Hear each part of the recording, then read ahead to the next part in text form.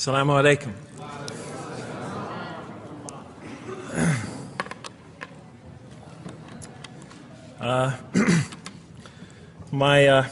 I've come from the University of Kansas. We're playing in the Final Four this very instant.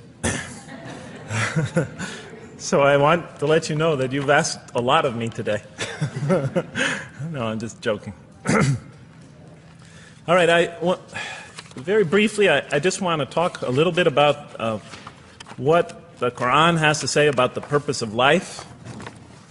I think this is an extremely important subject, especially for Muslims living in America, because we're sort of a minority, a new religion here, and many people are interested in what we believe. And I think the primary question that people want answered when they first consider another religion is how that religion views the purpose of life, the purpose of of our existence here. And so I'm going to begin, though, talking about an atheist's point of view, because I want to talk about what sort of answers the Quran might have for an atheist. So to begin this, I need to talk for about 5 or 10 minutes about what I believe contributed to my becoming an atheist, because I grew up in a Christian family. And then I'll talk for about 45 minutes or so about what I experienced in the Quran and how that sort of changed my perception. So it's very simple. But my wife always says I should summarize what I'm going to do before I talk, because it's easy to get lost in my speeches. And my wife doesn't have a lot of confidence in my speaking ability. Okay, so let me start out by mentioning that my mother certainly played no role in my becoming an atheist. My mother was a wonderful woman, a beautiful lady. She had tremendous dignity and class. The neighbors loved her. She was a registered nurse, and she put in many extra hours at the hospital. She worked in the ward that dealt with dying patients, and when I would come and pick her up late from work at night, not all the patients, but many of the patients would drag me over and talk to me and tell me what a wonderful woman my mother was. When she died, her funeral was packed, and person after person that came up to me had a story to tell about my mother and her goodness. Time and time again, people described her as, "Jeff, your mother is a true saint." She was a deeply religious woman, a great mother, a great teacher, a gentle person.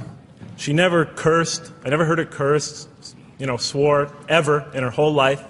Never heard her speak to anybody rudely or speak about anyone rudely. She was a tremendous example of a truly religious person, and she didn't wear it on her sleeve. It was just slowly but surely you could see it just in her day-to-day interactions with people. My father, on the other hand, was a difficult man. My father, for some strange reason, had this tremendous rage inside him. I don't know where he got it. He had this terrible violence inside him. And every night he would try to quell that violence with hard drinking. And his drinking, though, only made him all the more volatile. Because my father could be laughing and joking one minute, and he could fly into an angry rampage the next for some unexpected reason. You never know what would trigger it. And once he flew into that angry rampage, it would take, he would just go wild in the house. The house would be in havoc. And he would rage on and on and on, and it would take an awful lot of liquor and several hours before he would finally go to sleep. And this would happen night after night after night. And so my 4 brothers and I was the 4th in line. My 4 brothers and I lived a frightening and precarious childhood. But I'd have to say the worst of it was watching my father regularly taunt and threaten and abuse my mother. And it would happen day in, day in, day in, day out, night in, night out. And it was a never-ending nightmare. You see, it's really not so bad when you're the target of your father's violence. You might think it's bad when a child is the target of their father's violence, but it's really not all that bad. At the moment of attack, you're really not thinking about anything except your own survival. When he's firing punches at you or kicking you on the ground or chasing you throughout the house, or when he's threatening you, I'm going to hurt you, bad boy, you're not thinking about anything at that moment except escape. While all that's going on, you're not thinking about the aftermath or consequences, the psychological repercussions or anything like that. And when it's all over, you might even excuse the onslaught because you figure maybe you somehow deserved it. If not for what you did this time, maybe for something you did in the past. You could always put the blame on yourself. But a far worse fear is the terror that overcomes you when you watch your father go after your mother. Because she's the only source of warmth and kindness, of love and protection that you know. And if he were to take that away, from a little boy's standpoint, then you lost everything. But far worse than the fear is the guilt. And it comes over you from several directions. First of all, there's the guilt that comes at you upon you from the growing antipathy you have towards your father. Because we're taught to love and respect our parents, and we are born with this natural bonding attachment to them. But when you watch something like this happen night after night after night, and this rage is growing inside you, you're being pulled in opposite directions. Then there's also, of course, the guilt that comes when you think that you might be the cause of this night's violence. Maybe something you said or did that you didn't even realize triggered it. Maybe just your father's dislike of you triggered an argument between your mom and him that is now raging on downstairs. But the worst guilt of all, and it is by far the very worst, is knowing that you did nothing to stop your father from hurting your mother. Because while he raged on against your mother downstairs, you hid in your bed and you trembled underneath the covers. Maybe you whimpered and you cried and you put the pillow on your head. And thus, you traded personal respect for personal safety. And with each such incident, you come to realize with ever greater and greater clarity, you come to realize your own weakness, your own impotence, your own incompetence, your own worthlessness, your own cowardice. And the hate grows and festers inside you, not only for the man that you call father, but for yourself as well. It is a terrible, terrible thing to make a young boy choose between his mother and himself. It is extremely unfair. I noticed that tomorrow there's going to be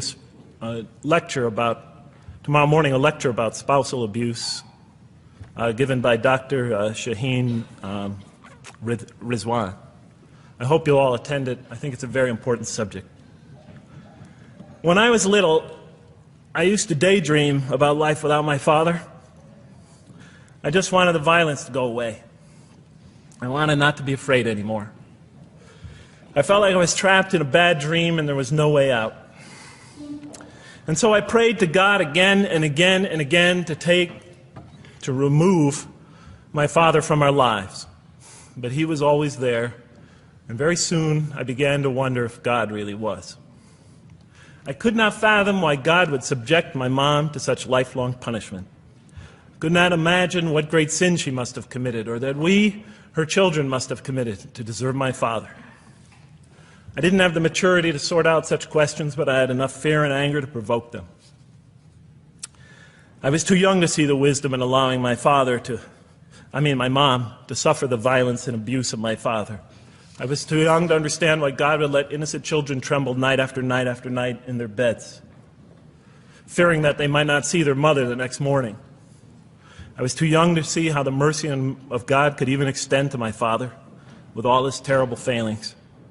All I could see in my world was chaos and violence and fear, and so it became easy for me to question the existence of God. And I began to do that at a very early age.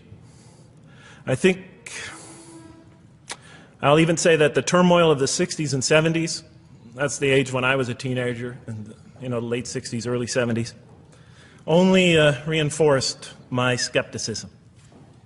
When John and Robert F. Kennedy were assassinated, or Martin Luther King was gunned down, when Vice President Agnew was kicked out of office and Richard Nixon soon after him, when the race riots erupted in city streets like mine, and gang fights erupted in our cities, many of those which I was involved in, when I saw the bizarre and senseless carnage of Vietnam, they all confirmed the lesson that was already ingrained in me and that my father had taught me so well, that the world is dominated by random, consuming, undiscriminating violence.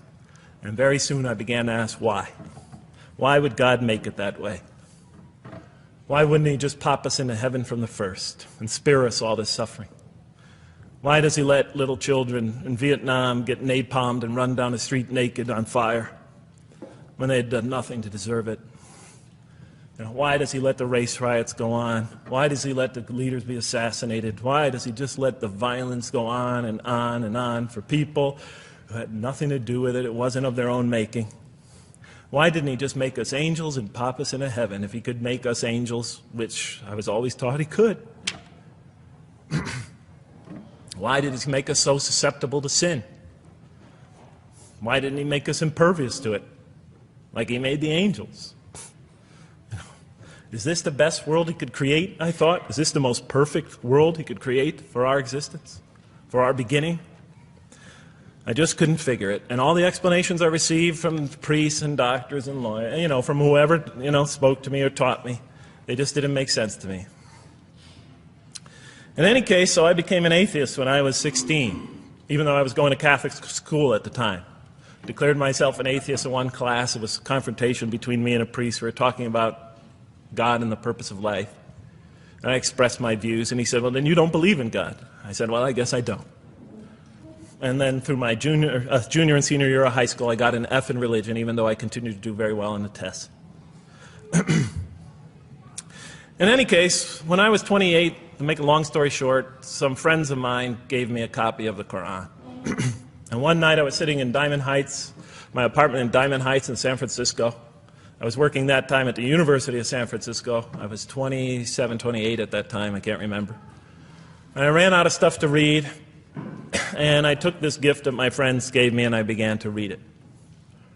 And I came to the first verse. Well, I opened the Quran, read the first page, then the second, and then very quickly, in the second surah, about 37 verses into the Quran, I came upon the story of mankind.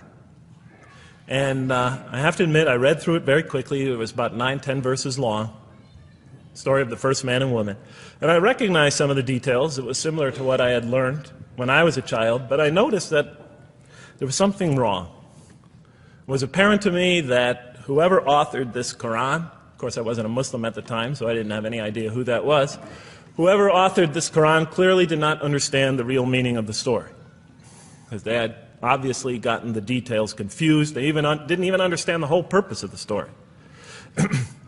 And so I just read through it once, and then I read through it again, just to try to see what kind of point the author was making, and then I read through it a third time and a fourth, and then I realized this is something strange going on here. I'm going to read this much more carefully. I'm going to need to go through this story line by line, verse by verse, because it's obvious that the author is trying to bring out another point. And I wasn't quite sure what it was, but definitely he packs a lot of meaning into almost every word. And I thought the writer at least seems to have a great measure of brilliance. And so I'll try to sort of take you through what my experience was as quickly as I can. So I came to the 30th verse of the second surah, Surah Al-Baqarah, and it began like this. It said, "Behold, your Lord said to the angels, I am going to place a vicegerent on earth." The Arabic word is khalifa. It means a representative or an emissary of mine. "I am going to place a vicegerent on earth." And they said, the angels said, "Will you place therein one who will spread corruption and shed blood, while we celebrate your praises and glorify your holiness?" And God said, He said, "Truly I know what you do not know." See, that's the verse that hooked me. That's the verse that caught my attention. That's the one that kept on making me read the story again and again and again. Because listen to the way it begins. Behold, your Lord said to the angels, I am going to place a representative of mine on earth, a vicegerent of mine, an emissary, one who acts on my behalf. I thought, that's not the way it goes.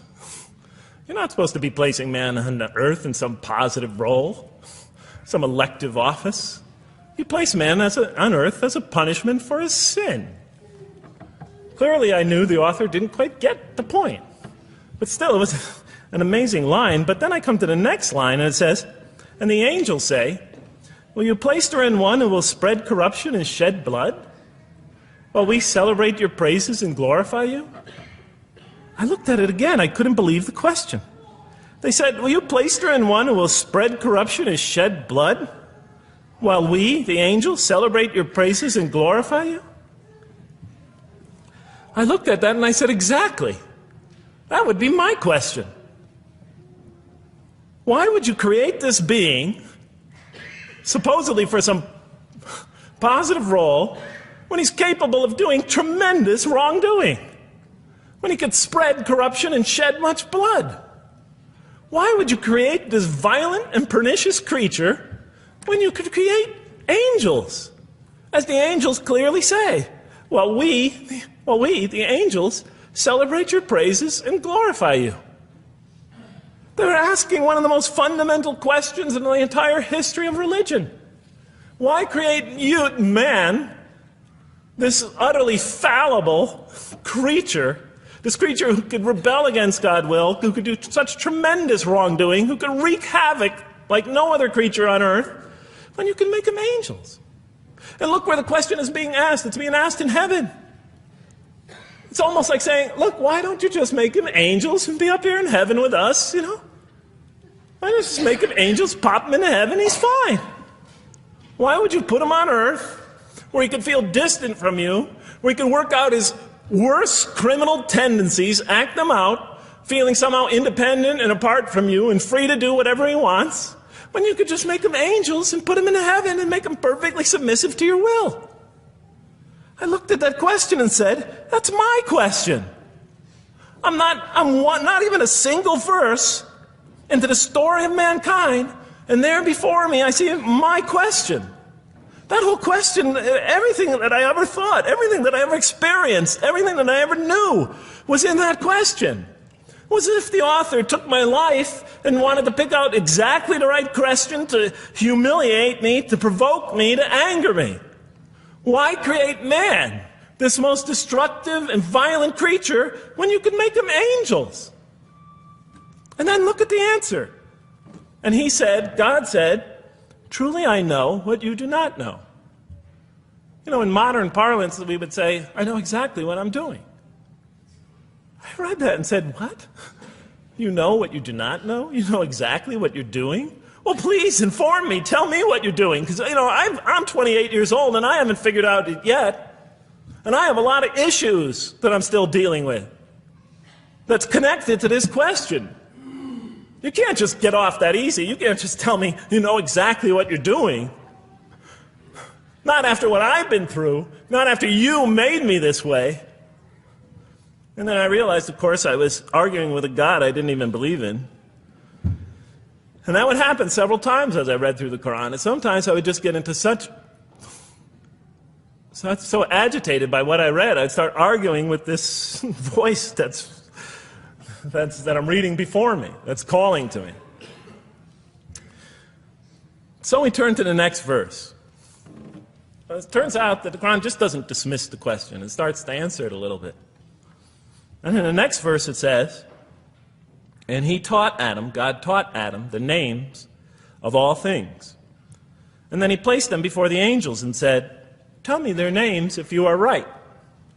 So this verse is clearly referring to the previous one. But notice what it says. Now, from my own background, I remember Adam naming things, but it wasn't connected to any answer to any philosophical question. But here, notice what it says. And he taught Adam the names of all things. And I realized already, just from the first verse, you got to read these verses very carefully because it's packed with a lot of symbolism and meaning. And he taught Adam the names of all things. So here we see Adam is not only just a creature who knows how to name things, who's acquiring the gift of language, but he's also a learning creature. God is teaching him. And right here, right in this verse, and it'll come even clearer in the subsequent verses, that the very first thing that the Quran is going to emphasize here is man's intellect. He is a learning creature. He is taught. And what is he taught? What is one of the great intellectual gifts he's given? In response to the angel's question, the gift of language. Because through language, mankind can not only learn, but he could learn things not only through his own experience, but he could learn things that other people have experienced of times and places that are hundreds, thousands of years and miles separated from him. And so that all our knowledge becomes cumulative. Every generation learning from the generation before it. I'm learning today from authors I read from other sides of the world that may have existed 2,000 years ago. And so we all contribute to our collective learning and knowledge. And so I'll see later in the Quran, when the Quran will emphasize this again and again and again. Like in one verse it says, read in the name of your Lord who created. Created a man out of a tiny creature that clings. Read, it commands the reader. For your Lord is most bountiful. Why is he most bountiful? What great gift did he give you? For he taught man the use of the pen. And through it taught him what he otherwise could not know. And time again, the Quran will call upon man to use his intellectual faculties and swear by his intellectual faculties. And to use them correctly because they play a fundamental role in guiding him to truth. I never came upon a scripture that puts so much emphasis on the correct use of our intellectual faculties, on the harnessing of reason in helping us attain to faith.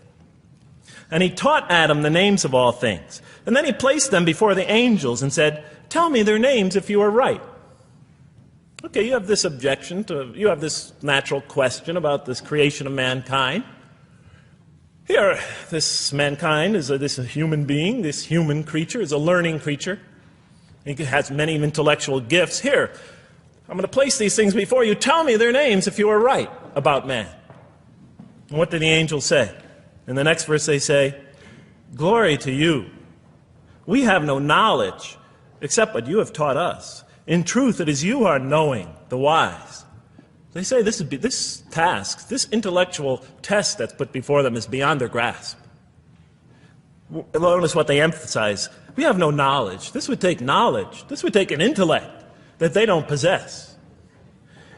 In truth, it is you who are knowing, the wise. You got it. It's easy for you. You're the knowing, the wise. You have knowledge. You have wisdom. But this would take knowledge and wisdom that is beyond us. And so in the next verse we read, and he said, "O Adam, tell them their names." And when he had told them their names, notice how it's just like it's nothing for him. For mankind, he has this phenomenal ability. And when he had told them their names, as if it's just a triviality for man, he names them. "O Adam, tell them their names." And when he had told them their names, God said, "Did I not tell you that I know what is unseen in the heavens and the earth? And I know what you reveal and conceal?" And he's clearly going back to the angel's question. Yes, you have these natural concerns about the creation of mankind. Yes, he could do these evil things. But look at this tremendous intellect he has. This is something you have overlooked, that you haven't considered. And that's clearly the point of these verses. Even though I felt that the author didn't quite, it was as if I realized that he didn't misunderstand the story. He was taking one of the great stories in the history of humankind, one of the fundamental greatest stories in the history of mankind, and molding it and using it as a vehicle for an entirely original message. And God said, "Did I not tell you that I know what is unseen in the heavens and the earth? And I know what you reveal and what you conceal?" In other words, didn't I tell you I know exactly what I'm doing? And then in the next, and didn't I not tell you that I know what you reveal and conceal? I looked at that. What question what did they reveal and what did they conceal? What did their question reveal and conceal? I thought about it for a minute. Oh, it's obvious. What did their question reveal? You just go back and look at the question. It revealed the sinful and sinister propensities of man. I mean, it's obvious, right? Why are you all looking at me like that? You're starting to scare me. You're all looking very serious. Am I losing you? Wow. Okay. So, they revealed the sinister and evil propensities of man. But what did their question conceal? And all you have to do is think about it for a minute. Human beings, yes, they could do evil. Yes, they could do wrong. Yes, they could create misery. But they could also do exactly the opposite. They could choose to do evil. They could choose to do tremendous good. They could choose to do tremendous violence. They could choose to show tremendous compassion. They could choose to be, to live by falsehood. They could choose to live by the greatest truths. They could be terribly ugly. They could be terribly beautiful. And up until that point in my life, I, like the angels, that only saw one side of the coin. And for the first time when I read that verse, believe it or not, it was an eye-opener for me. I had always been obsessed with the evil potentials of human beings. When I read that verse, I realized that, and I had a great example right in front of me with my own mom, I realized that I had been blinded by only one side of human nature. So we go on to the next verse. And behold, we said to the angels, bow down to Adam, and they bowed down. But not so Iblis. Iblis is like the father of Satan. Satan's, satanic beings, forces, creatures, existences. He refused and was arrogant. He was of those who reject faith. An interesting statement. And behold, we said to the angels, bow down to Adam. And they bowed down. Bowing down could symbolize two things. Bowing down could symbolize the superiority or potential superiority of one being over another, and so they bowed down to them. Bowing down could also mean that they serve that creature in some respect. Of course, the Quran says that all beings serve God, all created beings serve God. But this verse seems to be indicating, and the rest of the Quran will make it clear, that these angelic beings, these angelic entities, will serve the development of mankind. We'll even see later that the satanic beings serve the development of mankind. Both forces, angelic and satanic, will serve the development of mankind. Because one will present man with a choice to do the most altruistic things. The other will simultaneously try to influence man in the opposite direction. And so human beings will be moral creatures, and will have to make moral decisions. And it's in those moral decisions that they will grow spiritually and morally as human beings. And they'll take that into the next life. And the angelic and the satanic forces will be catalysts for those moral choices that they make. They will heighten the human being's awareness of the rightfulness and the wrongfulness of the choice he's about to make. And the self, the soul, the nafs, as they say in Arabic, will have to make the ultimate choice between good and evil. And that choice, that test will come again and again and again as human beings either grow or decline.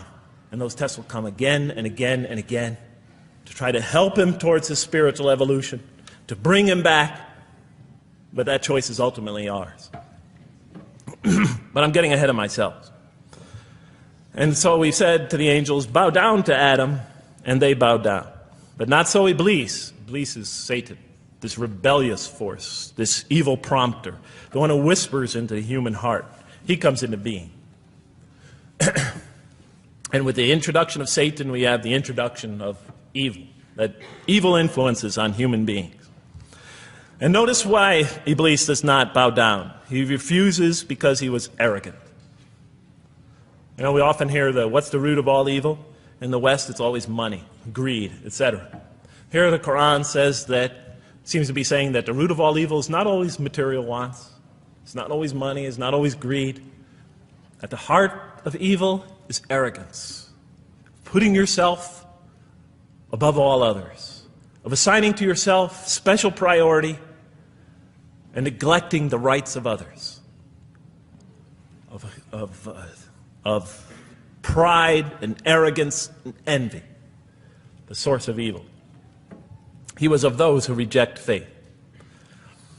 I looked at that verse and I said, okay, I mean, I get why you would create angels, to sort of influence man in a positive direction. But why in this story now are you introducing Satan? What sort of role was Satan play? And then, of course, you just think about it for a minute and you say, yes. The story is telling us that on one hand, we have these magnanimous urgings come from one direction. On the other hand, we have these satanic urgings coming from another direction. In other words, the Quran is telling us that man is not only a learning creature, but he's a moral creature. He has understanding of right and wrong. And God infuses those, allows those influences to come to him. Man is not only an intelligent being, but a moral being. And so, the Quran is not all that difficult to understand. You just sort of read it, I found, and you just sort of follow your nose through it and see what it's saying. I'm sure as most of you in this audience know. Okay, so we see that man is not only a learning creature, but he is a moral being as well. There's another verse in the Quran that says, by the soul and that which whispers into it, or which breathes into it. It's morality, it's immorality, and it's God consciousness. Both of these we are under the influence of. And God allows us to be under the influences of this. He creates us to be exposed to both influences. And then the verse says, truly he is successful, who causes it to grow. Causes his soul, his self, his real self to grow. And truly he is lost who stunts it, who disallows, who destroys his personal growth. So mankind is not only an intellectual being, but a moral being. And we said in the next verse, O Adam, dwell you and your spouse in the garden, and eat freely thereof what you wish, and eat freely thereof what you wish.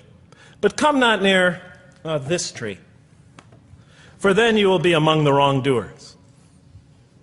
I looked at this verse and I was, starting to wonder if the author was drifting back to the old story again. I was confused. And we said, O Adam, dwell you and your spouse in the garden, and eat freely thereof what you wish, but come not near this tree, for you will be among the wrongdoers. I thought it was drifting back to the old story. Man sins, man's punished for his sins with earthly life. Maybe the author is drifting, he had a good idea, and now he's drifting back to the sort of traditional story. Maybe he couldn't make his mind up what story he wanted. Except for a couple things about this verse, and this happened with almost every verse as I read through it, is that the whole tenor of the passage is sort of not what you would expect. I noticed that the Quran in this story has a tremendous penchant for understating things. Because it says, and said to Adam, dwell you and your spouse in the garden, and eat freely thereof what you wish, to Adam and his spouse. But come not near this tree, for you will be among the wrongdoers. I mean, there's no sense of God being threatened by the possibility of man eating from the tree. In this story, we don't see in this verse, we don't see that God is nervous at the prospect, that he's threatened by the prospect, that he's anxious about it. The tree that he picks, it seems like he's just picking out any tree. Nothing special about the tree. Go not near this tree, for you will be among the wrongdoers. Satan will later come to him and tell him it's a tree of eternal life, of a kingdom that never decays. Turns out to be a complete falsehood in his part. Nothing special about the tree. It's just a tree. God's not nervous at the prospect at all. In the tradition that I came from, God is threatened by the prospect. He has to put an angel with a fiery sword by to protect the tree, so that mankind never goes next to it again. I'm not putting it down, I'm just pointing out the difference of the story. They're both beautifully told. But he has to guard the tree. Why? Because if they eat from it, they'll become gods like us. This man, he already has a rebellious nature. Can you imagine if he eats from this tree? Can't let him get near that tree. But here, just, calmly says, but if you do, you will be among the wrongdoers. God is not worried about himself. It's just warning man, making it clear that if you do this, you've committed a wrongful deed. Again, the whole tenor of all these verses that you read through it is God knows exactly what he's doing. Okay, next verse. But Satan caused them to slip and expelled them from the state in which they were. And we said, go you all down, some of you being the enemies of others, And on earth will be your dwelling place and provision for a time. What? I said. I mean, I was expecting now the rage, the anger, the violence, the jealousy. That's what I was expecting. Okay, they eat from the tree. Where's the rage, the violence? I'm going to punish you now. You're going to sweat on earth. And you're going to suffer, and you're going to stub your toe, and you're going to work, and you're going to labor. And you're going to die there for what you did. And where is the woman? All right? And the woman. All right? She's the one who's going to suffer the most. Right? She'll have to suffer labor pains and monthly cycles. Right? And bleeding and crying out when her children come into the world. She'll scream out. And worst of all, the greatest humiliation, the man will rule over her. When he's obviously her intellectual inferior because she and the angels she and Satan seduced him, and he just bumbled along and committed a real, wrong deed. Well, I don't mean to make light of it. But the story is obviously different, though. No threat here. As a matter of fact, look at the way it says, "O Adam, dwell you and your spouse in the garden, and eat freely thereof what you wish. But come not near this tree, for you will be among the wrongdoers." Then they make the mistake. But Satan caused them to slip and expelled them from the state in which they were. And we said, "Go all you down, some of you being enemies of others, will be adversaries of others. Some of you will be adversaries of each other, and on earth will be your dwelling place and provision for a time." This is not a deity losing it. If you look at it, on earth will be your dwelling place and provision for a time. That's not the words of a God that has got lost, that is really extremely upset. On earth will be your dwelling place and provision for a time. When I walked into the hotel today, and they said, and it's this nice one up here, I don't know the name, I can't remember the name of it, but it has a continental breakfast. And they said, your room will be room 111, and there's a continental breakfast in the morning. I didn't say, I didn't think they were mad at me. Because he said, you're going to sleep here, and this is going to be your provision in the morning. Oh, thank you. But notice something else about this verse. When you read these verses for the first time, I don't know, maybe I'm nuts, and many people think I am. But when you read these verses for the first time, this is just so much that catches your attention. But Satan caused them to slip. Remember, I couldn't get that verse out of those words out of my head. Satan caused them to slip. To slip? The greatest sin in the history of the human race, and it's called a slip? In my culture, slip means, you just momentarily, for a fraction of a second, you lose your focus. It's not a big deal. My Uncle Bob used to always say to me, Jeff, I'm sorry I'm 5 minutes late, I slipped up. The understanding is it's no big deal. It's just a slip. That's what we say when we make a minor mistake. I slipped up. Don't worry about it. Never happen again. A slip, I said?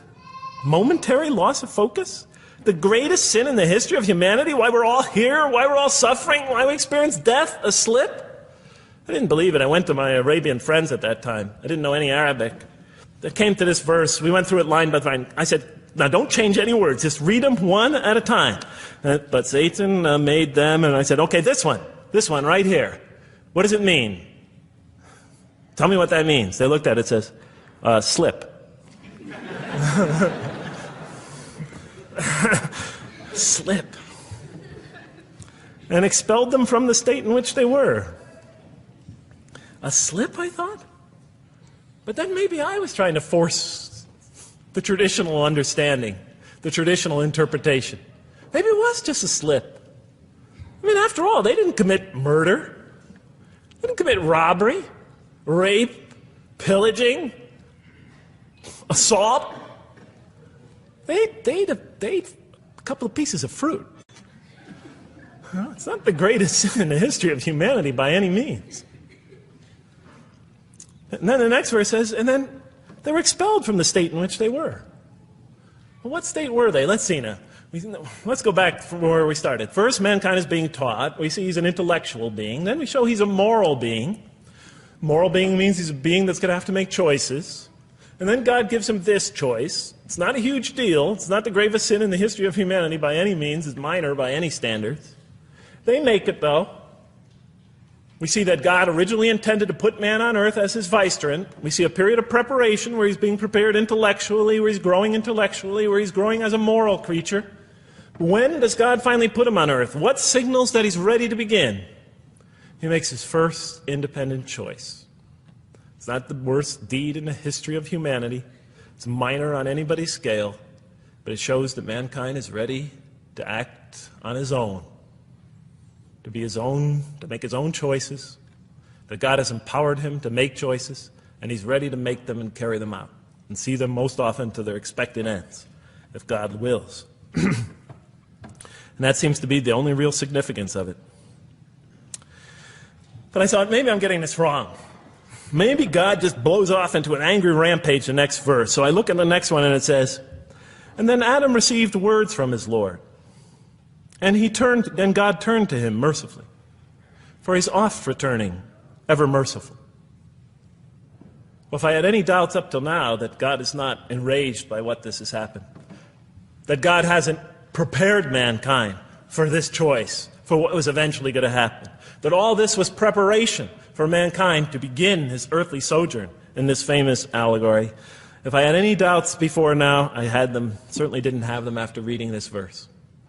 This verse is entirely consoling, reaching and merciful, reaching out to mankind in mercy.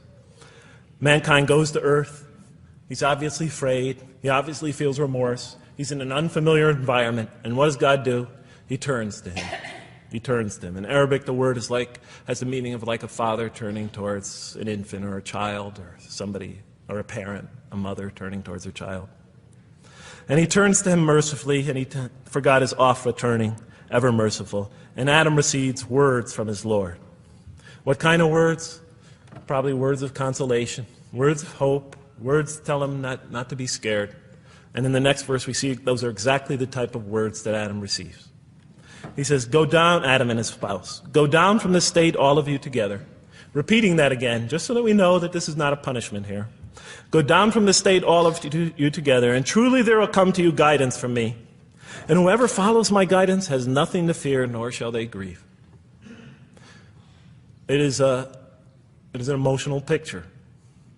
This young couple is here, in fear and in shame, feeling remorse, and God reaches out to them and turns towards them and tells them, you have nothing to fear, nor shall you grieve. I know this is tough for you, but you've been prepared for it up till now, through your entire existence. It had to happen. This is a necessary stage in your development, in your growth, but just hang in there, follow my guidance, be true to me and I'll be true to you, I'll guide you, I'll help you, I'll do whatever you need. Just follow my guidance and you have nothing to fear, nor shall you grieve. Okay. So I was impressed. I thought this author, whom I didn't know, I thought was extremely brilliant. Because the story is entirely coherent, but it's bringing out entirely new meaning. And it's stressing some things in the human equation that I would never have normally thought of. Actually, I thought these sort of things argued against the existence of God. Here, the author was using them to say, look at these. These play a fundamental role in the purpose of life. What? Intellect. Human beings have intellect. Right. In response to the angel's question, they are moral creatures, and they are subjected to evil and angelic promptings. And they have to choose between them again and again and again throughout their existence. And their growth, which the Quran talks about frequently, is going to depend on that. We're here to grow, as we will see. But it emphasizes choice. Human beings are creatures of choice. It also emphasizes suffering. Suffering. Man, that's pretty nice writing. It also emphasizes suffering. Human beings are going to suffer here on earth. That's the first thing that the story mentions. Spread corruption and shed blood? Havoc, suffering, pain? Yes, these three things play essential roles somehow, the story is saying, in our development on earth, in our very purpose of our development. These are the three things we've always had the most trouble grappling with, all theologies have. Why give us intellect?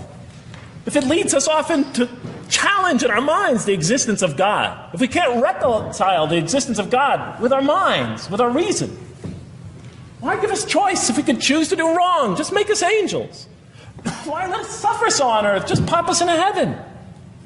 And here the Quran is telling that these play essential roles in our attaining of faith. Not only these, of course, it also mentions guidance, God's forgiveness, revelation, etc., angelic forces, satanic temptation. It mentions all these other things as well. But these three essentially really caught my attention. I never expected that these three things would be emphasized. And so as I read through the Quran, I looked, anytime I saw anything that seemed to relate to this, I would write down notes and underline it. You know, and I would walk up and down in San Francisco with my pen as I'm walking, because I like to walk about 7 miles every day, and I'd be underlining. My friends would always say, "Jeff, what book are you reading?" And I would lie to them. I'd tell them, "Oh, it's a great novel or something." You know, I didn't want them to know that I was reading the Quran. I think they thought I was going nuts. But in any case, so very quickly, I was wondering, does the Quran really emphasize reason? Does it really emphasize choice? Does it really emphasize suffering? How much more time do I have, Madam Speaker? 35? 25, okay. I'll do the best I can. So let me just try to indicate to you, as I read through the Quran, and I'll try to get through this quickly, because you guys look tired. And I know you're interested to find out how that basketball game is turning out. Let's see, does the Quran really emphasize reason as essential to human growth, to this experience we're having on earth, to our very purpose? And the answer is definitely yes. So much so that even Western Orientalists, people who wrote against the Quran, said that this is a major feature of the Quran, a feature that you cannot miss. Henri Lamens, writing in the early part of this century, one of the famous Orientalists, you know, who wrote very much against Muslims, hoping to unseat them from their religious belief. He wrote, "The Quran," and this is his quote, "is not far from considering unbelief as an infirmity of the human mind." Unbelief is, he thought, and he was saying it mockingly, is like, you know, you can't think straight. You're not using your mind right, as my father used to say. Maxime Rodinson wrote at length about the rationalistic approach of the Quran to faith. And this rational tone of the Quran is one of its most salient features, beyond doubt. I'll just give you a few quotations as to one of its fundamental themes is that people ignore or reject God's signs and corrupt religion precisely because they do not use their reason. And the Quran will say that again and again and again. The Quran says about the disbelievers, they refuse to reason and are a people who do not reason. I have 7 such quotes in the Quran. The Quran will say, "Will you not reason?" It mentions that 14 times to the reader. God reveals signs and lessons and admonitions so that, and this is a quote from the Quran, perhaps you will finally use your reason. There are 8 such statements in the Quran. From the Quran's viewpoint, reason and faith are allies, just as illogic and false belief are allies. And it clearly sets the conflict along these lines. It says the right way has henceforth become clear from error. Those who benefit most from the Quran are persons of insight. 16 such statements in the Quran. Firmly rooted in knowledge, 8 such statements. Use their reason, 10 such statements. Stand on clear evidence and proof, 7 such statements. Those who oppose this revelation are deluded, 9 such statements. In manifest error, 28 such statements. Ignorant, 15. Foolish, 3. Have no understanding, 9. Only follow surmise and conjecture, 9. And blindly adhere to tradition, multiple times. It states that. In an almost Socratic style, the Quran repeatedly quizzes the reader and calls into question his or her assumptions. Again and again, it asks us, what do you think? 18 such statements. Have you considered this or that? 13. Did you suppose? 7. Sounds like a math teacher. Do they not ponder? 2 such statements. Do you think? Do you even think? 18 such statements. The message is clear. To gain truer faith, we need to free ourselves from inherited notions and examine our beliefs rationally. Learning plays a key role in human development. Read the Quran, exhorts the reader. For For God taught us the use of the pen and taught humankind what it otherwise could not know. In life, nature, and history, in the Quran, there are signs and lessons for those who are wise. There are 21 such statements. The Quran states over 100 times that it has been revealed to make things clear. I thought the author of this Quran must have had a strong mathematical insight, a natural mathematician. All throughout, when I was reading, I was trying to imagine what he must have been like. God teaches humanity both directly and indirectly, and sometimes so subtly that we are unaware of his instruction. Thus he tests us in multifarious ways. Of course, I just want to make it clear, Muslims believe God himself is the author of the Quran. Sometimes I give this speech and people come away and ask me, Jeff, who is the author of the Quran anyway? But I didn't know. So I was just trying to figure it out. Repetition is indicative of the importance given to certain ideas. It should be observed that the Arabic word for knowledge in the Quran, ilm, appears 854 times in the text in its various forms. It's one of the most frequently occurring words. So the Quran really does put great emphasis on reason in our spiritual quest. Does it put great emphasis on choice? Well, here's what it has to say. Let there be no compulsion in religion. The right way is henceforth clear from error. It's a choice, and it must be freely made. And it's a choice between correctness and error, between right and error, between reason and falsity. Had God willed, he could have indeed guided you all, it says in the Quran. Why not, I thought. Why not just guide us all? Why let some of us choose to go this way and that way? The Quran was constantly provoking me as I read it. Do not the unbelievers know that had God willed, he could have guided all mankind? Oh, do not the believers know that had God willed, he could have guided all mankind? Okay, I'm an unbeliever, I thought. Tell me, why didn't you guide all mankind? If you want us to be in conformity of your will, just make us that way. And if we had so willed, we could have given every soul its guidance. Why did you let us be creatures of choice? Just program us to do the right thing. Never make a wrong choice. Had God willed, he could have made us all one community. He could have made us clones of one another. But he didn't.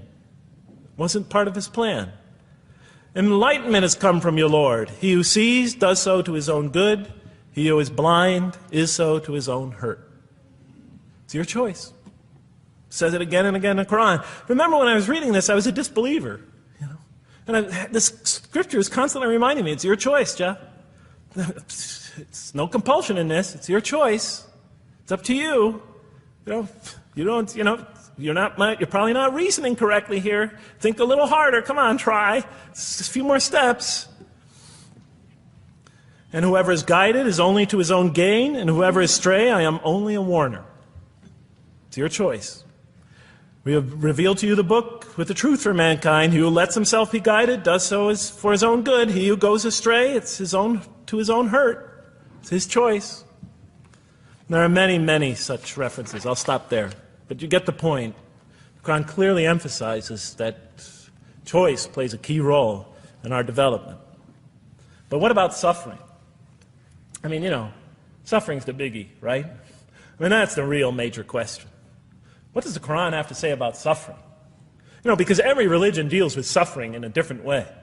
It's either something you have to be saved from, and so some religions stress salvation, or it's something that you have to sort of transcend through meditation and training so you can sort of not feel it so much, get above it and beyond it. Some religions see it as primarily punishment. Some of the more ancient religions see it as the result of the precarious and whimsical, control of many gods working against each other, playing with human beings. Different religions have dealt with it in different ways. But almost all of them, I would indeed say all of them, have sort of seen it as something not so good. But let's see what the Quran has to say about it. Something to be avoided, to transcended, to be saved from. The Quran says just the opposite. You are going to experience it. You will suffer in this life. And it plays a fundamental role in your development and your growth and in what you are to become. This scripture didn't just say you're going to experience it. It says you should embrace it. You should struggle through it. Your life should be a struggle, it says. It should be a jihad. Yeah, right? But that's what it says. Jihad means struggle. When the Quran most says jihad, it's very seldom, it's most often not in the context of fighting. Qital is the Arabic word for fighting. But it says even in the Mecca verses, long before Muslims had to defend themselves against their oppressors, it mentions that you have to struggle in the path of God. With the Quran, it even says. Struggle in the path of God with this Quran. Life is a struggle. It says in one verse, most assuredly we will try you with something of danger and hunger and the loss of worldly goods, with the loss of your lives and the fruits of your labor. Most assuredly we will try you. It's not just talking about evil people, good people. But give the good news, the glad tidings. Be happy for those who are patient in adversity and suffering. Good news, I thought? Doesn't the author understand the terrible effects of suffering? Give the good news to those who are patient through adversity, who when calamity befalls them say, truly unto God we belong and truly unto Him we shall return. In other words, that this could benefit them. It was a remarkable statement. Here's another one. Do you think that you can enter paradise without having the like of those who passed away before you? And the next verses start to explain these people were good people who suffered terribly. Do you think that you can enter paradise without going through the same? Why, I thought? Why do we have to suffer in life? Misfortune and hardship befell them, and so shaken were they that the apostle and the believers with him would exclaim, when will God's help come? These are good people. When will God's help come? Oh, truly, God's help is always near. You will certainly be tried in your possessions and yourselves, the Quran tells the reader. You're going to face hardship. It's guaranteed. Every soul must taste of death, and we try you with calamity and prosperity, both as a means of trial. And to us you are returned. You are going to have hardship here. There is going to be no heaven on earth. This environment is made to be an environment of adversity. It is made to be an environment where you have to work, where you have to struggle, where you have to strive. And it plays a key role. Oh man, truly you've been toiling to your Lord in painful toil, but you shall meet Him. You're toiling, yes, but you shall meet Him. We certainly created man to face distress. What, I thought? We certainly have created man to face distress. You made us to face distress? Does he think that no one has power over him? Sometimes people get, so down, they just think, this can't be a God. Look how I'm suffering. He would say, I have wasted much wealth. Some people just become totally devoted to worldly aims. Does he think that no one sees him? Have we not given him 2 eyes to see with, a tongue, and 2 lips to communicate with, to learn from by communicating? Can't he see around him? Can't he tell from communication with other people? Haven't we pointed out to him the 2 conspicuous ways? What are the 2 conspicuous ways? But he attempts not the uphill climb. One of them is the uphill climb. And it says this is the way you should be pursuing. And what will make you comprehend the uphill climb? It is to free a slave, or to feed in a day of hunger an orphan nearly related, or the poor one lying in the dust.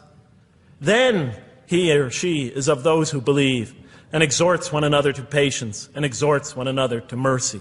You have not attained to faith until you struggle the uphill climb. It's telling us. You should pursue the uphill climb. What is the uphill climb? Reaching out to your fellow man who suffers. To feed the poor one. To help the poor soul that's lying in the dust. And all over the world there are people in that state. And we watch the news as if it's just entertainment. And the Quran tells us this is something you should involve yourself in. That is the road that you should travel. It describes a successful life as an uphill climb. Well, I can see I'm running out of time, so I'm going to have to tie this up in about 15 minutes, I guess. But definitely the Quran emphasizes these three elements in the human drama. But as I read through it, I couldn't see how it all fit together. I mean, why didn't God just... Why? Why do we have to experience these? What purpose do they play? Just pop us in the head, beam us up, I thought. Well, one thing, like I mentioned before, the Quran will repeatedly emphasize that we're here to grow and to learn. And I'll give you 4 or 5 quick verses because I know you're tired. It says, Our Lord, and raise up in their midst a messenger from among them, who shall recite unto them your signs, and that shall teach them the book and the wisdom, and who shall cause them to grow. We have to learn wisdom in the book, Revelation in particular, and who shall cause us to grow. And we have sent among you of yourselves a messenger to recite our signs to you and to cause you to grow. Truly God was gracious to the believers, this is in the 3rd surah, when he raised up from among them a messenger from themselves to recite his signs to them and to cause them to grow. It is he who has sent among you who has sent among the unlettered people a messenger from among them to recite his signs and to cause them to grow. These are all distinct references. Just 2 more. There are many more. And the soul and that which breathed into it, its immorality and its God consciousness. He is indeed successful who causes it to grow. And he is indeed a failure who stunts it. And in the 92nd surah, Surah Al-Layl, it says, Far removed from it will be the righteous who give his wealth that he may grow. So the purpose somehow is to grow. We're in a growing, learning, developing experience. We weren't just created when we came into the world. This is actually a stage of our creation. Just as our development in the womb was a stage in our creation, our essential stage in our physical creation, this is an essential stage in our personality creation, in the creation of our real being. That which we take into the next life, our essential selves. We've gone from the physical creation in the womb, primarily physical, now to the human creation, the personality creation in this stage. I thought maybe I'm, projecting my own neurosis into the scripture. Maybe it doesn't really emphasize that life has a purpose. But time and time again I would find it does. For example, just quickly it says, Those who remember God standing and sitting and lying down and reflect upon the creations of the heaven and earth and say, Our Lord, you did not create all this in vain. You did not create all this in purpose. Just when I was starting to think, maybe the Quran really doesn't state a purpose of life. It really doesn't mean there's a real purpose of life. Maybe I'm reading into it something that is there. I would come upon verses like that would force me to just read a little further. Make me think, well, maybe it's just around the corner. We have not created the heaven and the earth and whatever is between them in play. If we wished to take a sport, we could have done it by ourselves. If we were to do that at all. God doesn't create to satisfy his whims or fancies or entertain himself. Do you think that we created you purposely and that you will not be returned to us? It says in the 23rd surah, the true sovereign is too exalted above that. In the 44th surah, we did not create the heavens and earth and all that is between them in play. That serves a purpose. Now, what sort of purpose can it possibly serve? So I tried to, apparently the Quran speaks about believers and those who are the rejectors. You have the believers on the one hand, the rejectors on the other. Now apparently God has created us to be believers. So I tried to study what the Quran has to say about the believers, and it's a natural thing to do, to see what it wants us to become, if it has anything to do with these essential elements that it stated. I mean, it's a natural way to approach it. I think you agree. Do you agree? Somebody nod your head. That's what I say to my math students. Just one head nod is enough for a mathematician. Get one head going, okay, I did my job. Okay. So, how does the Quran describe the believers? What are they supposed to attain to? What is their ultimate thing that they're supposed to get? What are they ultimately supposed to achieve? And it's very clear when you read the Quran that what they will achieve in this life and will experience to so much greater degree in the next is they will experience a relationship of love with God. They will turn to God in love and God will turn to them in love. In the Quran, God's mercy, compassion, forgiveness, kindness, beneficence, warmth, generosity, all the things we normally think associated with God are freely given to all mankind. But when the Quran speaks of God's love, we would normally think of that as God's love. But when the Quran speaks about God's love, it's talking about something very special. This love is always presented as a relationship between two. If we do not turn to God in love, then we just receive His mercy, forgiveness, kindness, beneficence, warmth, generosity, all those wonderful nurturing things, His nurturing, and we reject it. And so we never really experience that love, because we never really turn to it and open ourselves up to it. It is always there for us, but unless we enter into that relationship, that love, that give and take, that relationship of love is never develops. We reject it, and that's what the word kafir means. It means to reject, to turn your back, to ignore, to throw something, a gift that someone gives you behind your back. And so the Quran tells us that the believers will experience this sublime relationship of love. It says, "Yet there are men who take others besides God as equal, loving them as they should love God. But those who believe love God more ardently. Say, if you love God, follow me, and God will love you and forgive you your faults, for God is the forgiving, the merciful. O you believe, if any from among you should turn back from his faith, then God will assuredly bring a people He loves and who loves Him." And throughout the Quran, I'll mention time and time again that God loves the believer. God loves this type of person. God loves that type of person, and so forth and so on. So it's quite, and I'm trying to pick the speed up here, so you'll have to excuse me for that. But it is apparent from the Quran that one of the purposes of creation, maybe the essential purpose of the creation, is to produce from this subset of humanity that will freely enter a relationship of love with God. They will not only experience the beauty of other relationships in their lives, but this love that they will experience with God is the sublime experience that they will enjoy. Not only in this life, but infinitely greater in the next, when all the distractions, all the masks are stripped away. Okay, I thought, you created us to love you, for us to turn to you in love and to experience your love, to receive and experience your love. But why do you need these? Just pop us into heaven, love us, and make us love you. Program us to love you. You'll make my dog love me. Do the same sort of thing. I kept on coming back to the same issue. Just do it. Okay. Still couldn't see it, and I was almost through the Quran, and I thought either I'm dumb or this scripture just never really got to it. Okay, so I didn't give up. I thought, okay, what's the next natural thing to do? Okay, so we're here to develop this relationship of love with God. The Quran tells us that, if we are believers and we do good, we'll experience great joy and peace in this life, not only through our relationship with God, but through complementary relationships with all the people around us in this world will be a one for us of peace and serenity, even though we have to struggle and survive and suffer. But I couldn't see, how this all tied in with this suffering business and why He couldn't just put us into heaven. So what's the next natural thing to say?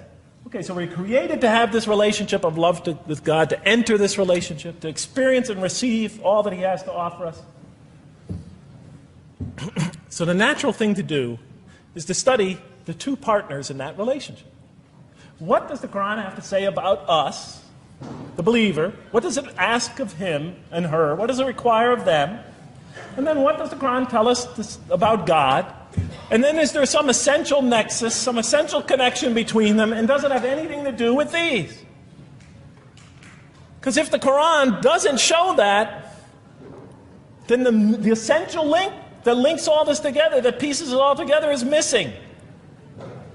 And as I thought to myself, whoever this author is, and by now I knew he had fantastic genius, even though he came from the primitive confines of the most backward, most uncivilized sector of humanity, of people that had no literary history, really, to speak of, no great works of literature, no scriptures that preceded him, even though he came from the desert of culture,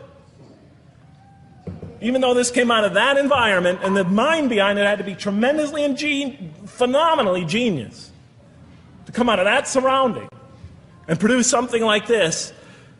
If that essential link was missing, I knew that, he was great, but, and extremely great. But, what do you expect? How could anybody answer those questions? Nobody in the history of humanity has been able to answer them. Okay, so I thought, first I'll see what the Quran has to say about the believers. What does it require of them? Then what it has to say about God, and see if there's some essential link. Are you following me? You're giving me the note. Get off the stage. Okay, I'll do my best. It's a deep subject. We're almost done. Bear with me a few more minutes. I'm sorry, really. I know Siraj Wahaj, when he gives these sort of speeches, he always says, okay, I'm finishing up now, and then 10 minutes later he says, you thought I was telling you to... I won't say that, but just give me a few more minutes. Bear with me. Okay, quickly. What does the Quran ask of the believers? From the Quran's many exhortations and its descriptions of acts and types of individuals loved by God, it's not difficult to compose a partial list of things that the Quran wants us to do, which it calls good deeds. Time and time again. To believe in God, to have faith in God, to have a relationship with God, and to do good. So what does it describe as these good deeds? Well, as I read through the Quran, it says that... Can I take this away? Remember, intellect, choice, suffering. It says we should show compassion. Show compassion. We should be merciful. I have the references here, but just excuse me, I'm not going to list them all. We're running out of time. We should be forgiving. Forgive others. We should be just. We should protect the weak and defend the oppressed. Defend the oppressed. We should seek knowledge and wisdom. Knowledge, wisdom. Bear with me, ladies and gentlemen. We should be generous,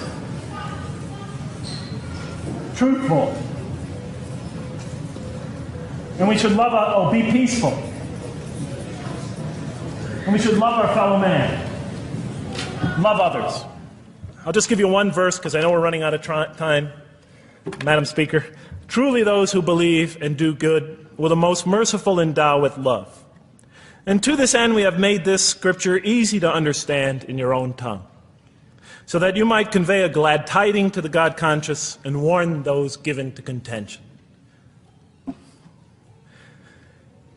So, to this end we have made this easy to understand, so that we'll learn to love others. Okay, that's all I'll say about that. I would like to say a lot more, but I don't have time. Now, what does the Quran tell us about God? You have to realize I'm just about through with the Quran here, in my first time reading it. And now I was really caught. I searched my head. What does the Quran tell us about God?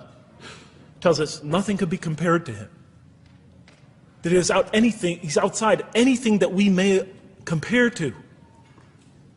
That our definitions do not encompass Him. That our reason cannot comprehend Him. That He is transcendent and we are finite. That He is immortal. He transcends time and space and we are bound by it. That He is immortal, we are mortal. He is uncorporeal, we are corporeal. That we have no way of comparing ourselves to Him. Nothing could be compared to Him. I thought, oh my God, I'm so close and yet so far.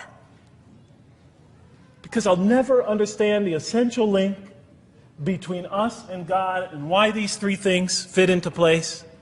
Because the Quran tells us that we could never really quite understand God. Or at least that's the way I thought. And so I put down the Quran when I had finished it. And much to my dismay, I was honestly disappointed because I thought The author made a brilliant, brilliant, brilliant, brilliant try, but he never quite made it.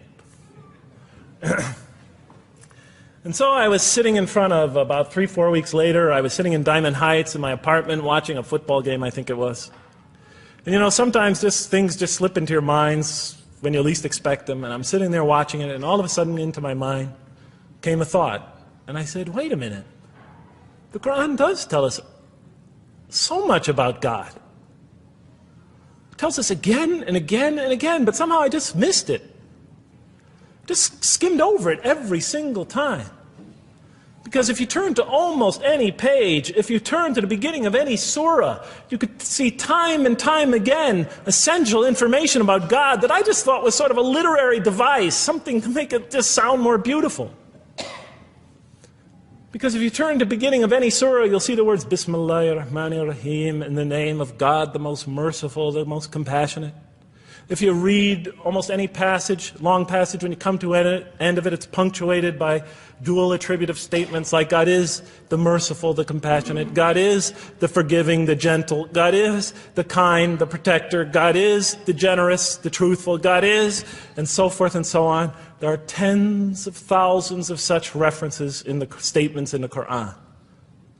What the Quran defines as God's most beautiful names, His attributes of perfection, repeated again and again and again on almost every page. And as I sat there, sitting by the television, I started to jot them down in my, on my little piece of notebook there.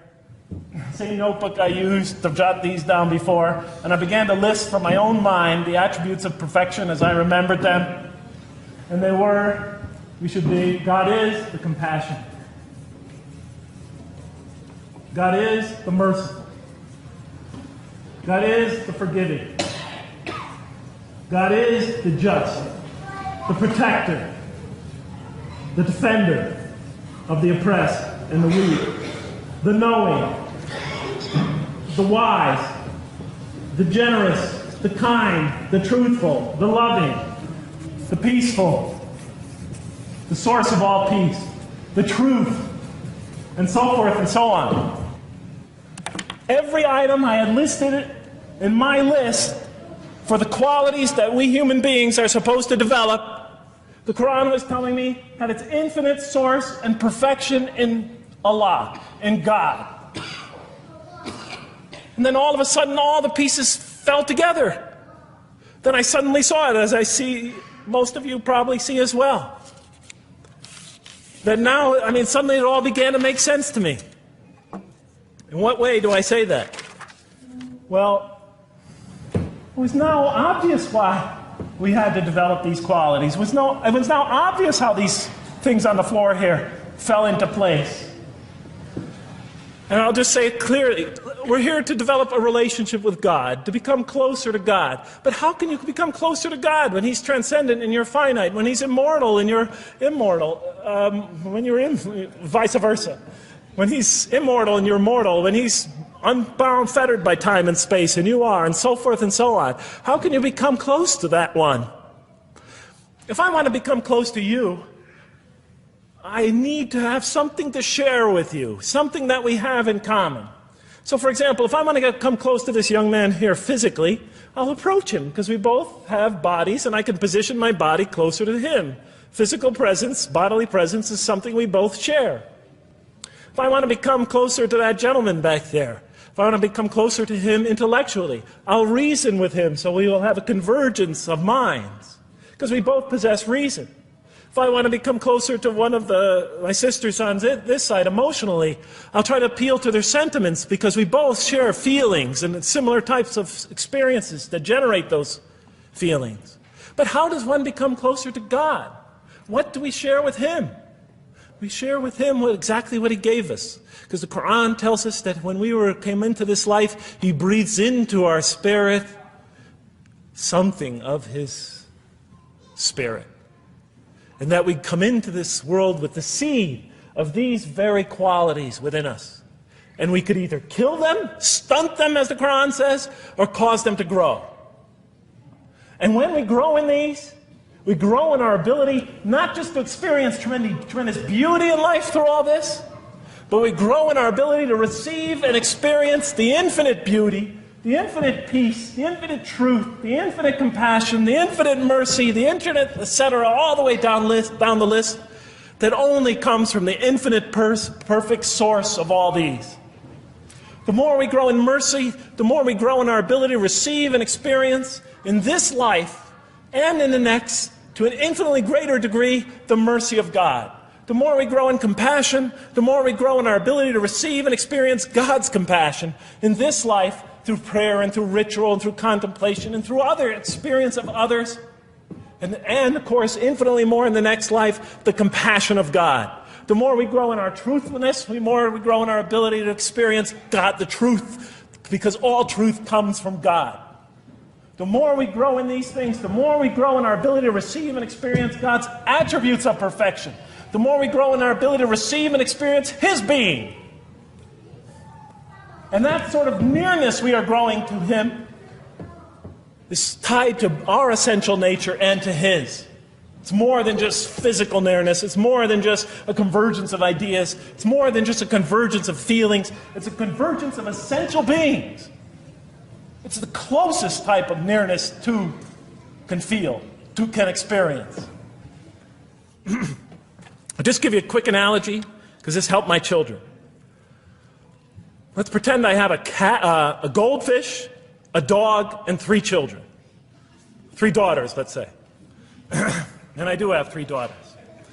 No matter how much of my love, compassion, forgiveness, caring I pour upon that goldfish, it could only experience it to a tiny degree. It might not even really be aware of it, because it's a very primitive creature. But my dog, on the other hand, when I show it all my kindness, all my love, all my compassion, all of what is essentially me, it can experience it to a much higher degree than my goldfish. And through its interaction with me, through its own trying to give its own self to me, we could experience a quite wonderful relationship. But my children, especially as they grow older and go through their own experience and their own development, could receive and experience all the love and the compassion and the forgiveness and the caring and the generosity and the protection, everything I have to offer. They could experience my being to a much higher degree than my dog ever can.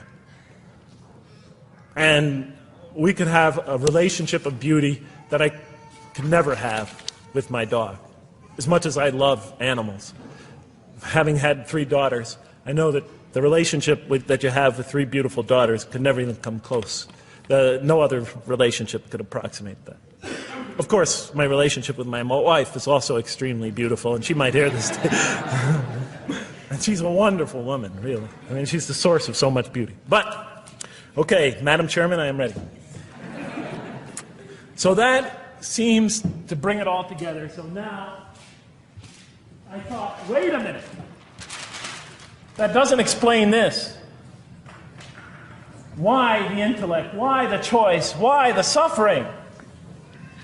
I thought, you almost had me, this Quran. You almost duped me. You almost tricked me, seduced me into accepting this philosophy. But wait a minute. What about intellect, choice, suffering? Why do we have to experience these? Why couldn't you just programmed us to be merciful, compassionate, forgiving, etc.? Why do we have to go through all this? And then, of course, the answer came to me as quickly as I thought of it. So we are creatures, and we grow, and we become. And yes, and you can make us anything you want, but you can't contain any of those attributes I listed without these 3 things. In mathematics, we try, 3 premises that go into, proving a theorem. We try to see if we could take one of them away, and if it's essential. And all 3 of these are definitely essential. For example, you could program a computer never to make an incorrect statement, but it doesn't become a truthful computer. Never heard anybody say to me, Jeff, this Macintosh is the most truthful computer I ever saw. If it's programmed, it's not truth. You could program a CAT scan to help the sick, but it doesn't become compassionate. Never heard a doctor say, Jeff, if you want to see a compassionate CAT scan, you come right over here. Right? Because all those things, compassion, forgiveness, truth, caring, love, all are born out of choice, suffering, and reason. In order to do a compassionate deed, when we consider reaching out to someone in compassion, that person, first of all, that's inconceivable without the presence of suffering, an environment where there's suffering. And when we decide to help them or not, we reason in our minds, what is this going to require of me? It's going to require some suffering on my part, some of my giving of myself. And without that mental process, it doesn't become a compassionate deed. And if it isn't by choice, it's not a compassionate deed. It's that choice that makes it compassionate. Same thing with truth. Truth is a choice between telling the truth or not telling the truth. Oftentimes we tell it when we're at risk to our own personal loss. The more suffering that might come out of that choice, the greater is the truth behind it. The greater the act of truthfulness. And all the time we have to weigh the consequences of that choice. If I tell the truth there, my teacher's going to give me an F. If I don't tell the truth, I might get an A. We weigh it in our mind. Last example, the famous wedding vow. Do you take this woman to be your wife in sickness and in health, for richer or for poorer, until death do you part? What are they asking us? Do you knowingly make this choice, understanding full well what's at stake here? That it might involve richness but poverty, health or sickness, that suffering's going to be involved until death. Once a young lady told me, you never really loved me. Because when the growing got tough, when things got hard, when we hit rock bottom, when my life fell apart, you just got up and left. And she was right. And she understood full well that that's what love is all about. It is through giving and suffering together and hanging in there with each other and not bailing out and persevering through suffering, making that choice and knowing what you're doing. All those three things are essential. So it's very easy to see why the Quran stresses these. Because in order for us to grow in these, I dropped it, we have to have these. And that's why it's very easy to see, ladies and gentlemen, why the Quran, 30 seconds, Madam Chairman, why the Quran talks about sin as self-destruction. The Quran says when we sin, we commit, the Arabic word is dhulm, or zum, however dialect you have. Dhulm against ourselves. We oppress, we destroy ourselves. Because when we don't grow in these, when we grow in the very opposite of these, we are literally destroying ourselves. When we grow into the things that are antithetical to these, we are destroying our natures and will not allow ourselves to receive and experience the beauty that could be in store for us this life and the next. It's like coming into this world and developing in the womb none of the physical things you need to experience comfort and joy and peace and happiness on a physical level in this life. It's as if you're coming into this life and you've destroyed yourself physically somehow in the womb, and you came into it and you had nothing to protect you from the cold, from the heat, from the harshness of the elements, from germs, from disease, nothing to protect you, nothing to satisfy, give you the ability to satisfy your thirst or your hunger, nothing for you to experience any physical comfort. This is all that matters as we go into the next life. If we don't develop these through our relationship with God, our very purpose of our being, then we will experience terrible suffering in this life, worse than if we came into this life in a physical state that didn't avail us of any of the comfort of this life. And so it'll be worse than fire. It'll be worse than endless fire. It'll be worse than the worst hell we could possibly imagine. So the Quran tells us, that yes, when it talks about heaven and hell, it's used very powerful symbolic language, but what it essentially is telling us is imagine the greatest joy and wonder and peace and serenity you could ever experience, and that's what's open to you on the one end. But on the other end, imagine the most terrible suffering that you could possibly bring on yourself, and you could also do that to yourself as well. It'll be worse than anything you could have ever imagined. And it's, the Quran tells us that God says on the Day of Judgment, I did not harm you in the least. You destroyed yourselves. And it could say that in total objective truth. And that's why the Quran, well, I think I'll leave it at that because Madam Speaker's about to shoot me. I still have other things to talk about, but I want to find out how that basketball game is going. So thank you so much for listening to me for so long.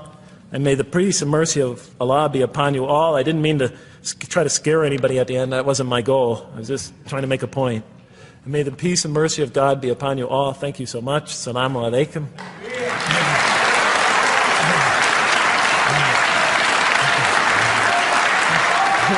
Thank you.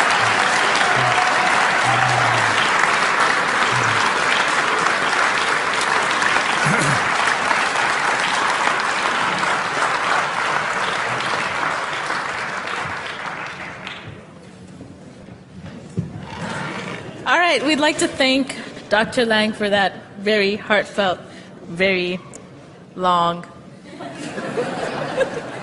presentation. I have a few things to say before you all leave, so just be patient with me for a second.